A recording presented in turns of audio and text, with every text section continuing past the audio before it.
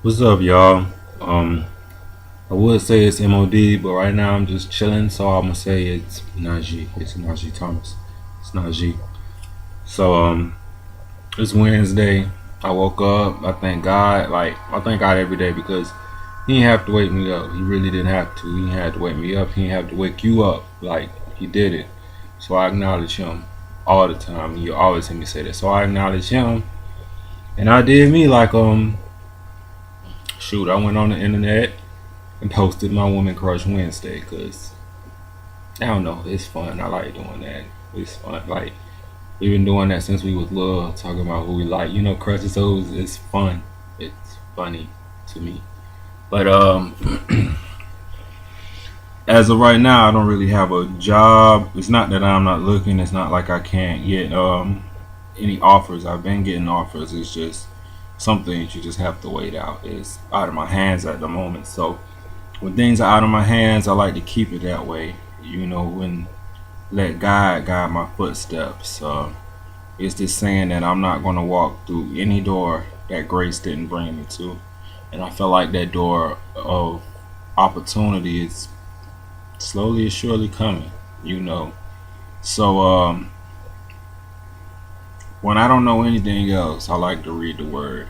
And I read it most of the time. I pull it out twice a week or whatever. But my grandma suggests that I take 5 minutes reading the word every day. At least 5 minutes reading the word or 5 minutes for God. So, um, yeah, I pulled out my word, man. And I'm making a video because I want to share it with you. I want to share it with anybody. Just my thoughts. You could just have your thoughts from the reading. Share it with anybody who just want to get a little bit of God and just want to get some understanding because we all trying to make it. We all trying to do that. It seems like that's what people need. Even though I'm trying to do this music on the side, I want to make it in my music career. I always want to stay grounded in the Lord, you know what I'm saying, and do what's right by Him and do what's obedient for Him. And it's not hard. You just have to keep studying. It's just like school. Just keep reading, keep studying whenever you can. And yeah, I pulled out Job. I haven't read Job in a minute, but Job will tell you about your journey and Job seemed like he right here in the millennium with you. You know what I'm saying? Make everything plain and clear. So hopefully I'll read this and hopefully I'll get something out of it. And hopefully somebody else could too because it's amazing. I'm not going to pronounce the names like perfect because I wasn't born in that time, but I'm going to attempt to get it right. So here it goes. I'll start from 35. Job chapter 35. Then Elihu continued saying, do you think it is just when you say, I am righteous before God? For you ask, what does it profit you? And what benefit comes to me if I do not sin? I will answer you and your friends with you. Look at the heavens and you'll see. Gaze at the clouds high above you. If you sin, how does it affect God? If you multiply your transgressions, and what does it do to Him? If you are righteous, what do you give Him? Or what does He receive from your hand? And I'll stop right there. Just a whole bunch of questions he asked. Sometimes it's not even best to ask questions. It's best to just be obedient. And that's why I read because I try to be obedient and see what I'm doing wrong so I can remain to be, to follow in His word and to be obedient. But it says if we sin, how could it affect? Well, we know it affects us, but we have to care and love ourselves enough really just not to. But he said, how does it affect God? Well, if we soldiers in His army, loyal and obedient to Him, if we out here sinning and everything, we fighting against Him. That mean we're not being obedient to our Father. You know what I'm saying? Our natural parent. You know what I'm saying? He sacrificed the most for us. The least we can do is just walk right. But it explains more. It says, your wickedness affects a person like yourself, and your righteousness another human being. People cry out because of severe oppression. They shout for help because of the arm of the mighty. But no one asks, where is God, my maker, who provides us with songs in the night, who gives us more understanding than the animals of the earth, and makes us wiser than the birds of the sky. You know, God has given us so much. He gave us a mind. You know, I could be here retarded right now, but I'm able to just read the word and comprehend it. You know, God didn't even have to do that. God didn't have to really just give you any type of knowledge or any type shed any type of light on you to help you find your way. Because we all know it's him talking to us. Not everybody knows where to go in life. Sometimes your parents can't even tell you where to go, but sometimes you can just read the word and find out like God talking to you. If he wrote this way back in the day and it still can guide your life today, like you wrote something amazing, and he gives it to us. He gave it to us, you know what I'm saying? Like they say, he gave us everything we need right here, but even though he gave us everything we need, some people can't understand it, and it's not black and white. They say you want to keep something from a black man, put it in a book.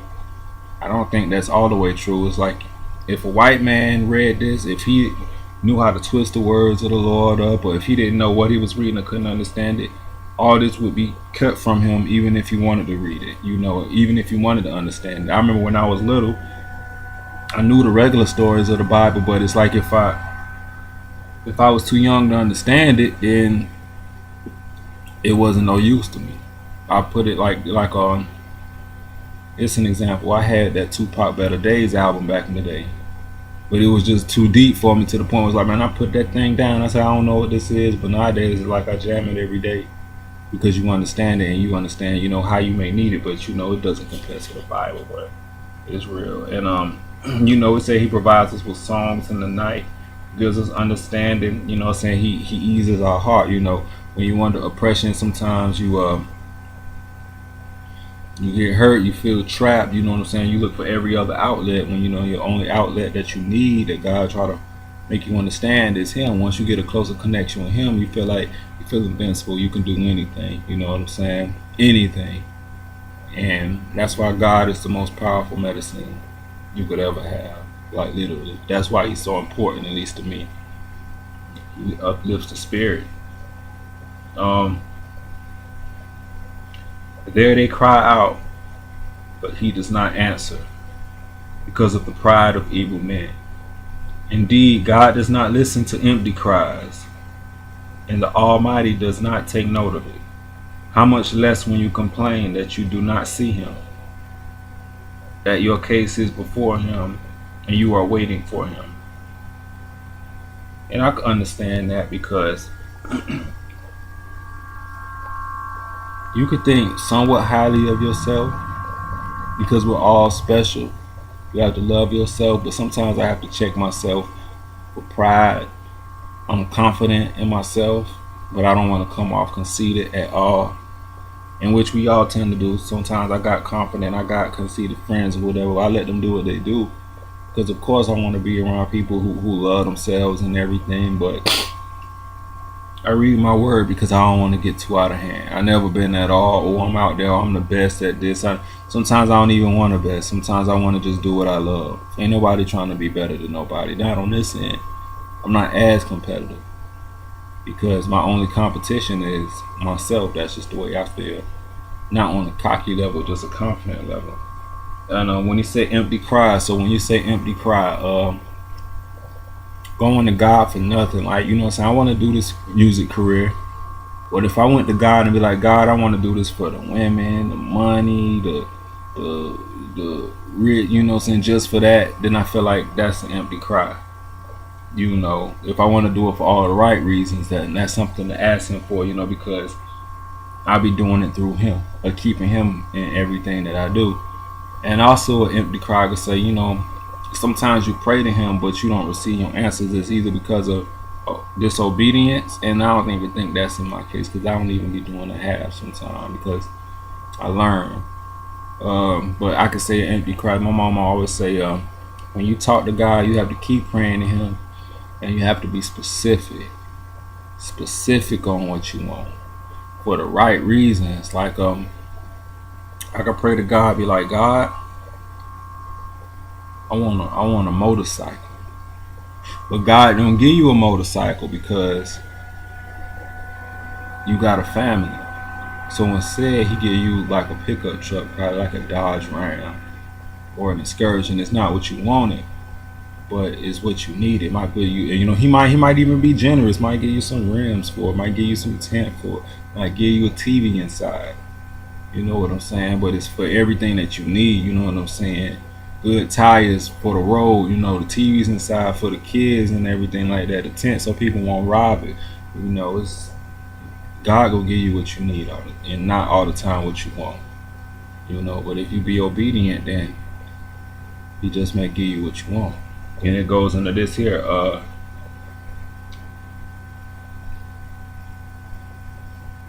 But now, because God's anger does not punish, and He does not pay attention to transgression, Job opens his mouth in vain and multiplies words without knowledge. And sometimes we speak without knowing, either out of anger, confusion, or whatever. That's natural. But since God is so forgiving and loving, He doesn't pay attention to transgression, and His anger does not punish, because He's not like us.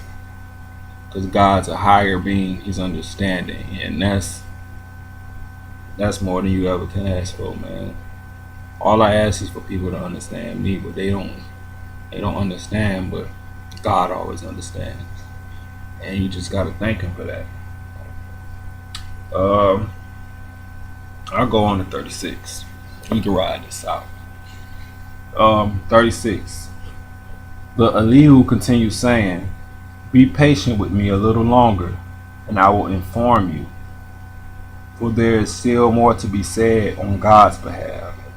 I will get my knowledge from a distant place, and ascribe justice to my Maker. For my arguments are without flaw. One who has perfect knowledge is with you." Mean what you say what you mean. Be sincere and also be just. You can speak your mind as long as it's just. And sometimes people say, I speak from my spirit. Sometimes your spirit may not be clean. Sometimes your spirit may be off. Sometimes you don't have the Holy Spirit. But when your intention is good, and speak it to God like a man. And we're going to run into that too, because I ran into that and read that too. God, He just trying to pull something out of you. He really is. He trying to pull that real out of you, like, more than anybody else in His own way. So it says,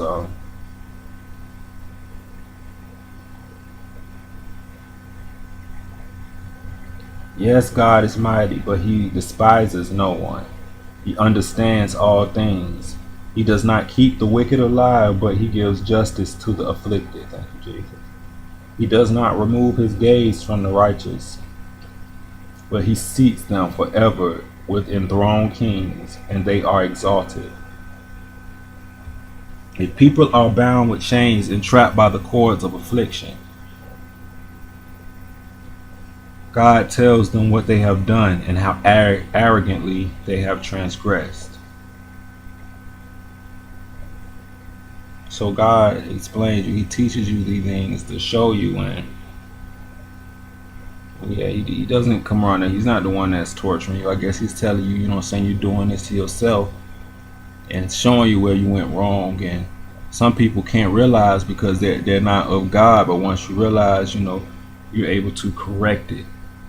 You know what I'm saying? Sometimes you might be bound and you ask God why, but sometimes you have to get to that point for God to really be like, this is why. But hey, you got to be thankful because at least He's speaking to you, right? At least you're able to hear. You might be like, man, that stuff's terrible, it's messed up, but really it's a blessing because it could be worse. We treat each other worse in this world. So thank you, God. He opened their ears to correction and insists they repent from iniquity. That's all it takes is repenting. If they serve Him obediently, they will end their days in prosperity, in their years in happiness. That's what I'm trying to get. Lord, I just want to be obedient to you. so I could be like happy, so you can just show me what it is. Who knows what happiness is? Point it out.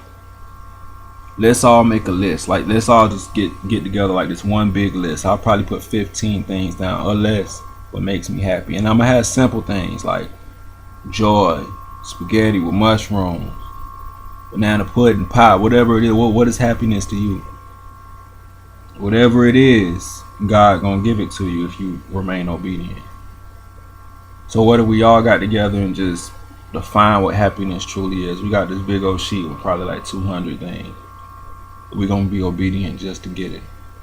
It's God's people. That's the way I see it. Because sometimes I need God to show me what true happiness is. But sometimes somebody else, they say, like he said, he got his knowledge from a distant place. I'm here now, y'all over there, so y'all are gonna be a distant place. So we can help each other. We can show each other what it really means. Some people already reached that point in their obedience or whatever like that. You got to show others how it works. Don't judge, don't do all, you know what I'm saying? Just show them. Like God said, you know what I'm saying? He showed them about their ways and taught them and corrected them. But you get it though. But if they do not obey, they will cross the river of death and die without knowledge. Lord Jesus. Those who have a godless heart harbor anger. Even when God binds them, they do not cry for help. They die in their youth. Their life ends among male coke prostitutes. God rescues the afflicted by their affliction. Yes, Jesus. He instructs them by their torment. You have to go through it first to learn it. That's how it is. Like I'm that person. I never knew I was gonna be that person. My parents didn't raise me to be that person, but I'm the type of person I knew that I had to learn things the hard way. I didn't want it, but at least God telling me that it was all for a purpose and it was all worth it. And I'm thankful because He chose me. Whom I love, I chase. That's what my grandma always told me, that how God worked. Whom I love, I chase. So now, God, I'm chasing you. Indeed, He lured you from the jaws of distress to a spacious and unconfined place. I guess this is now, a spacious, unconfined place. My mind is at peace right now. I'm talking to y'all. True. Your table was spread with the choice food. Y'all have a choice. Yet now you are obsessed with the judgment due to the wicked. Judgment and justice have seized you. Be careless that no one lures you with riches. Do not let a large ransom lead you astray. Can your wealth or all your physical exertion keep you from distress? Do not long for the night when nations disappear from their places. Be careful that you do not turn to iniquity, for that is why you have been tested by affliction. See, once you have learned, then there's no reason to turn. And I guess, when they say lure you for riches, don't sell your soul or whatnot. Matter of fact, that's why I'm an independent business owner. Nobody have to lure me with anything because I have everything I want in the power of my hand. Money can come, money come and go. Sometimes that's not even much of a factor to me. Sometimes I feel like you do what you love, the money gonna come because you're not the only person that loves what you love. You know what I mean? I'm the type of person I can't be bought. I can't be bought about with certain amount of money, looks, certain attention. Because I'm gonna stay true to me. So look, God shows Himself exalted by His power. Who is a teacher like Him? Who has appointed His way for Him? Who has declared you have done wrong? Remember that you should praise His work, which people have sung about. All mankind has seen it. People have looked at it from a distance. Yes, God is exalted beyond our knowledge. The number of His years cannot be counted, for He makes water drops evaporate. They distill the rain into its mist, which the clouds pour out and shower abundantly on mankind. Can anyone understand how the clouds spread out or how the thunder roars from God's pavilion? See how he spreads his lightning around him and covers the depths of the sea, for he judges the nations with these. He gives food in abundance. He covers his hands with lightning and commands it to hit its mark. The thunder declares his presence, the cattle also the approaching storm. We feel God, period. Period. Like the old folks say, man, when it's thundering and raining outside, man, till this day, my grandma still, when it rain and thunder, we don't even bother each other. She go to sleep. Because it's just natural. You know what I'm saying? But when it's thundering hard outside, I'm going to turn off this computer. I'm going to turn off that TV. Because you know God is trying to tell you something. He's mad. And you ain't even got to just guess. You know it. You can hear it in the storm. Oh, it's getting too close for comfort. Let me give God this time. Let me just chill out. Let me think. You know. And that's how I feel. And you know, even with the control of everything, it's like you say, his presence, even the cattle felt his presence. You know what I'm saying? So it's like, this is such great imagery right here, to the point where it's just, you know what they talking about. It says, train a child in the way that he should go, and he won't stray away too far from it. However, it say, but you know what it means. Like how I was able to pinpoint this to the point where I was little, and things don't change. They don't change, and that's how I was able to see this and compare it in my own way. I saw the imagery is great. It's amazing, but my heart pounds at this and leaps from my chest. Just listen to his thunderous voice, and the rumbling that comes from his mouth. Just listen. He lets it loose beneath the entire sky, his lightning to the ends of the earth. Then there comes a roaring sound. God thunders with his majestic voice. He does not restrain the lightning when his rumbling voice is heard. God thunders marvelously with his voice. He does great things that we cannot comprehend. For he says the snow fall to the earth, and the torrential rains, his mighty torrential rains, serve as his sign to all mankind, so that all men may know his work. Rains pretty much, ain't it? Like, yeah, you just gotta know, like, that's God. When you got some place to go and you mad because it started raining, and it's not the end of the world, but you mad because it started raining, maybe you wasn't meant to go to that place. That's how I look at it. Like, God, you know I wanted to do that. You know I wanted to hit that club.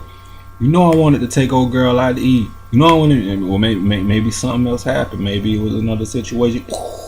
Raining, you in the house. Thank God. Thank God in the midst. That's how I see it. So, the wild animals enter their lairs and stay in their dens. The wild storm comes from its chamber in the cold, from the driving north winds. Ice is formed by the breath of God, and watery expanses are frozen. He saturates clouds with moisture. He scatters his lightning through them. They swirl about, turning round and round at his direction, accomplishing everything he commands them over the surface of the inhabited world. He causes this to happen for punishment, for his land, or for his faithful love. Listen to this, Job. Stop and consider God's wonders. Do you know how God directs his clouds or makes their lightning flash? Do you understand how the clouds flow? Those wonderful works of him who have perfect knowledge. You whose clothes got hot and the south wind brings calm to the land. Can you help spread out the skies as hard as a cast metal mirror? Teach us what we should say to him. We cannot prepare our case because of our darkness.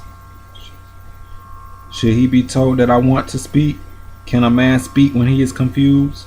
Now men cannot even look at the sun when it is in the skies. After a wind has swept through and cleared them away, Yet out north he comes enshrouded in a golden glow. Awesome majesty surrounds him. The mighty we cannot reach him. He is exalted in power. He will not oppress justice and abundant righteousness. Therefore men fear him. He does not look favorably on any who are wise in heart.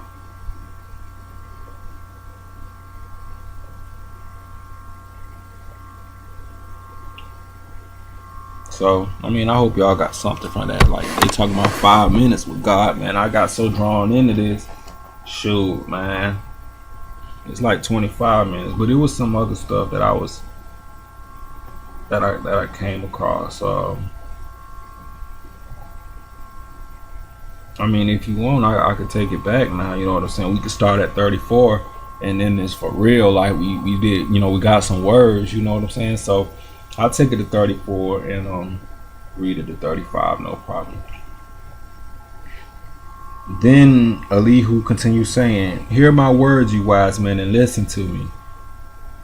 You knowledgeable ones, doesn't hear the test words as the palate tastes food. Let us judge for ourselves what is right. Let us decide together what is good. For Job has declared, I am righteous, yet God has deprived me of justice. Would I lie about my case? My wound is incurable, though I am without transgression. What man is like Job? He drinks derision like water. He keeps company with evildoers and walks with evil men. For he has said, a man gains nothing when he becomes God's friend. Therefore listen to me, you men of understanding. It is impossible for God to do wrong, and for the Almighty to act unjustly. For he repays a person according to his deeds, and he brings his ways on him. Indeed, it is true that God does not act wickedly, and the Almighty does not pervert justice, who gave him authority over the earth, who put him in charge of this entire world. If he put his mind to it and withdrew the spirit and breath he gave, every living thing would perish together, and mankind would return to the dust.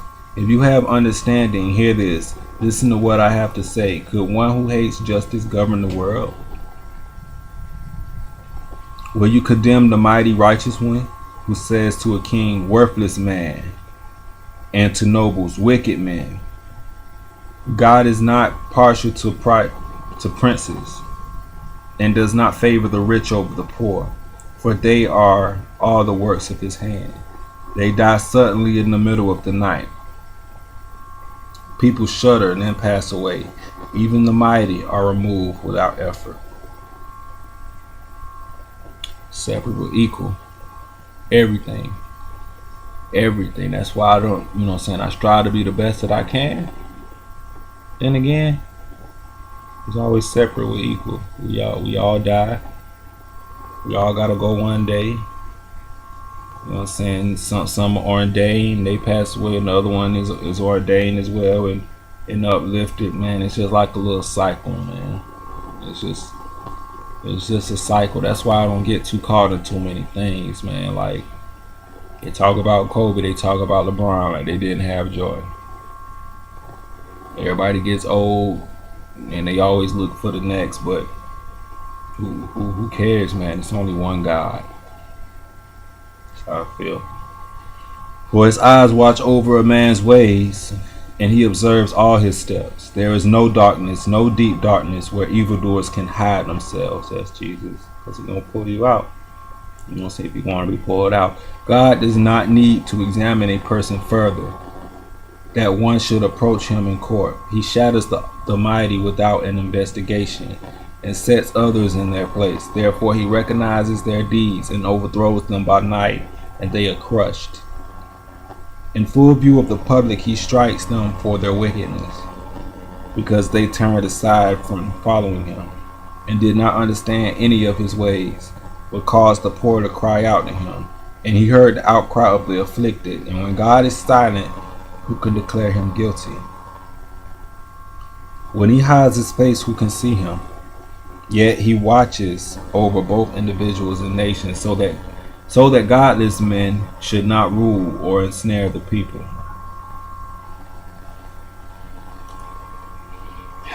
so we won't be manipulated. I guess it says, God is always with us. Sometimes He's quiet because He got so much to really just deal with, man. He got to deal with all our cries. But He could be selfish. He could be like, man, these niggas. But He not. God realized He got a job to do, and He do it every day. And He don't skip a beat. He don't miss a beat. He created everything. He like, I got this, so I got this, man. God made this. You know what I'm saying? God made that, man. You know what I'm saying? God made this. Man, God could be like, man, boy, you talking some bull. Let me fry this. But He don't. He let me talk to y'all. Must be doing something wrong. So, suppose someone says to God, I have endured my punishment. I will no longer act wickedly. Teach me what I cannot see. If I have done wrong, I won't do it again. Repentance. Should God repay you on your terms when you have rejected His? You must choose, not I. So declare what you know. Reasonable men will say to me, along with the wise men who hear me. Job speaks without knowledge. His words are without insight. If only Job were tested to the limit, because his answers are like those of wicked men, for he adds rebellion to his sin. He scornfully claps in our presence while multiplying his words against God. Don't we do that? We do that. But Job, he was one of the chosen too. You know what I'm saying? People take a walk to kind of... I believe that even though Job wasn't perfect, his steps were ordered by God because it was written. Job was put here for us to learn in some type of way. Like, even he had to learn. Job probably didn't even have the word of God. He probably didn't have the Bible, but God was with him. You know, God kept him. He walked amongst wicked men and evildoers, but he still stood out, and he had his chapter. His legacy was left, and he got his own chapter in the Bible, man. He's of God, so even God understands that you're not perfect, but even though you're not perfect, you still have a rightful place with Him, and that's amazing. That's amazing. But yeah, man, that's how I be reading my Bible, like, for real too. That's what keeps it fun. So hopefully, you know, since I read it with y'all, let me see my side, man. Yeah, I read it with y'all, so hopefully y'all like, okay, yeah, that's kind of cool. He trying to do something right, you know. We're not perfect. Nobody's perfect. But we're trying. We gotta just ask God to keep us. So I'm gonna try to do this more and more. If y'all with it, and if y'all be like, okay, cool, man, he pulling out the Bible on random days, cool, I can do that. I have no problem with doing that. I feel like I'm doing something right. I'm doing the right thing by God, and that makes life worth living. So God bless you. I'm still do this music, still do everything else. Najee Thomas, MOD, Legit Crimes Productions. It's my business. Thank God I got my business. And later, peeps. Deuces.